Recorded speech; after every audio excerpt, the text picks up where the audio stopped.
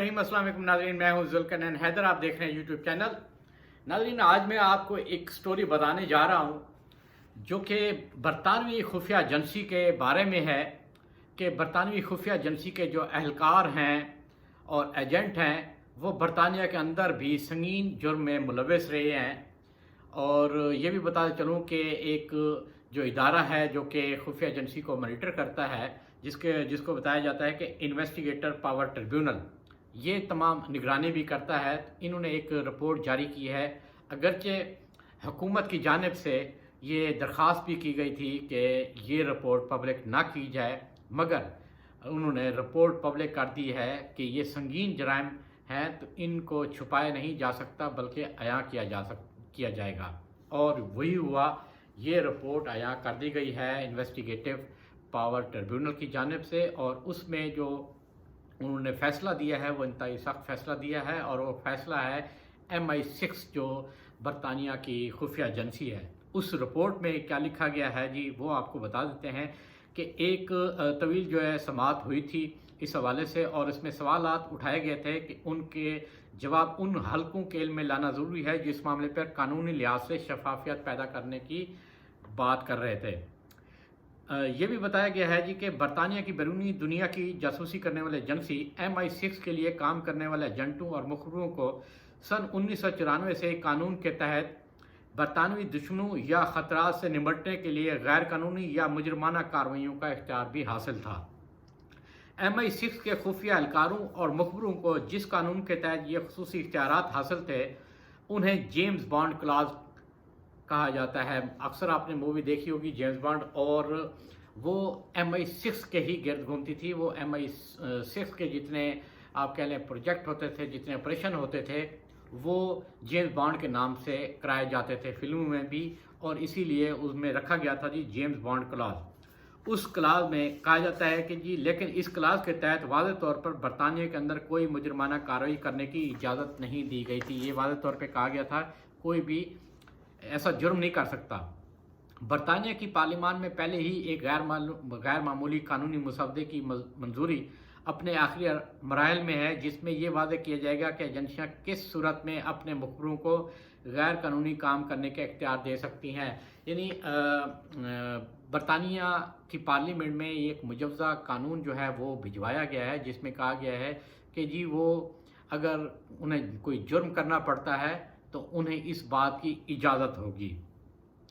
बरतानवी agency MI6 को खुफिया मालूमात फराहम करने वाले मुखबिरों को मुजरमाना कार्रवाइयाँ करने की इजाज़त होने के बारे में बहस इस मामले की समाअत के पस मंज़र में शुरू हुई कि क्या खुफिया एजेंटों और मुखबिरों की गैर कानूनी कार्रवाइयों को कभी कानूनी करार दिया जा सकता है। इस कानूनी जंग में ये भी बात सामने आई कि MI5 जो बरतानिया के अंदर खुफिया सरगर्मियों का इदारा है, क्योंकि MI6 बैरून मुल्क बाहर की वो करती है, और MI5 जो है वो बरतानिया के अंदर जो है वो काम करती है। उसमें बताया गया कि जी MI5 जो बरतानिया के अंदर खुफिया सरगर्मियों का इदारा है वो भी अपने मुखबिरों को मुजरमाना कार्रवाइयों की इजाज़त देता रहा है। बुध को इन्वेस्टिगेटर पावर्स ट्रिब्यूनल के फैसले में ये बात पहली मरतबा बाहर आई कि MI6 भी यही कुछ करती रही है।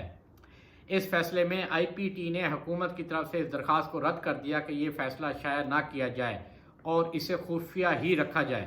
ये फ़ैसला एक ऐसे वक्त में सुनाया गया है जब इसी इदारे इन्वेस्टिगेटिव पावर कमिश्नर की सालाना रिपोर्ट में कहा गया कि MI6 का मुल्क से बाहर करने वाला एक एजेंट बदमाशी पर उतर आया और संगीन नौयत के जराइम में मुलव्वस हो गया।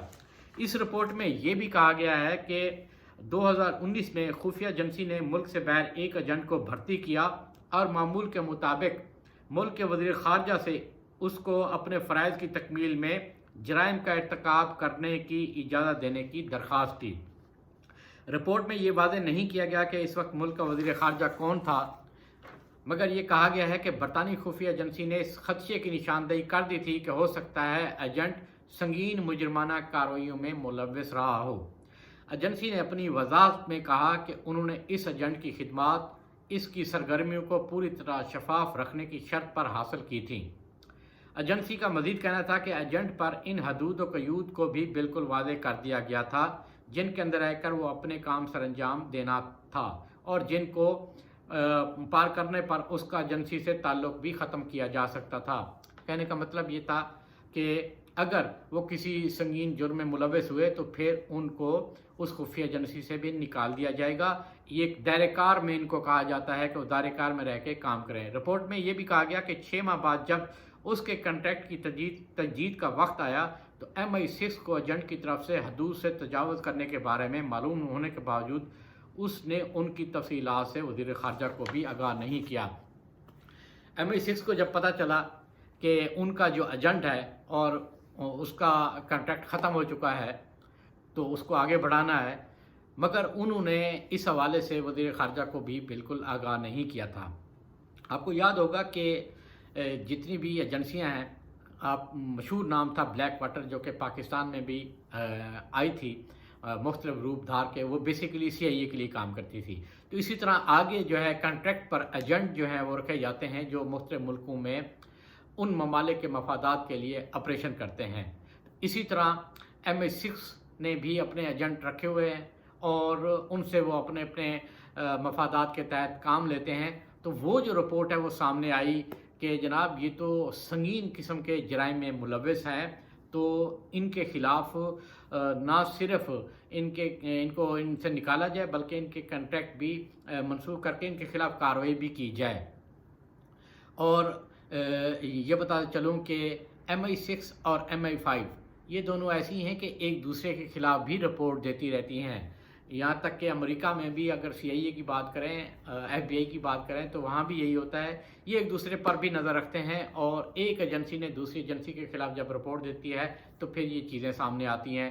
یہ رپورٹ جو ہے وہ انویسٹیگیٹو پاور ٹریبیونل کو پیش ہوئی تھی، جس پر انہوں نے یہ فیصلہ کیا، اس کے باوجود کہ حکومت نے ان سے ریکویسٹ بھی کی تھی کہ آپ یہ پبلک نہ کریں رپورٹ، اس کو خفیہ رکھیں، مگر انہوں نے حکومت کی یہ درخواست بھی مسترد کر دی کہ یہ رپورٹ پبلک ہوگی، کیونکہ حکومت یہ چاہتی تھی کہ یہ رپورٹ اس لیے پبلک نہ ہو کہ پہلے ہی ایک ہم قانون بنا رہے ہیں اور پارلیمنٹ میں پیش کر چکے ہیں کہ اس کو منظور کرایا جا سکے کہ خفیہ ایجنسی کے اہلکار سنگین جرائم میں بھی ملوث ہو سکتے ہیں، اور اگر ملوث ہوں تو ان کے خلاف کسی قسم کی کوئی تعدیبی کارروائی نہ ہو۔ ناظرین، یہ ایک بڑی اچھی رپورٹ تھی، سوچا آپ سے شیئر کی جائے۔ انشاءاللہ اسی طرح کی خبروں کے ساتھ آئندہ بھی آپ کی خدمت میں حاضر ہوتا رہوں گا، اور آخر میں ریکویسٹ کروں گا کہ اگر ابھی تک کسی دوست نے چینل سبسکرائب نہیں کیا تو وہ چینل بھی سبسکرائب کریں، اور کمنٹس میں اپنے جو آپ کہہ لیں آپ کا تجزیہ ہو یا آپ کی کوئی رائے ہو وہ ضرور دیں، کیونکہ آپ کی رائے میرے لیے انتہائی اہم ہے۔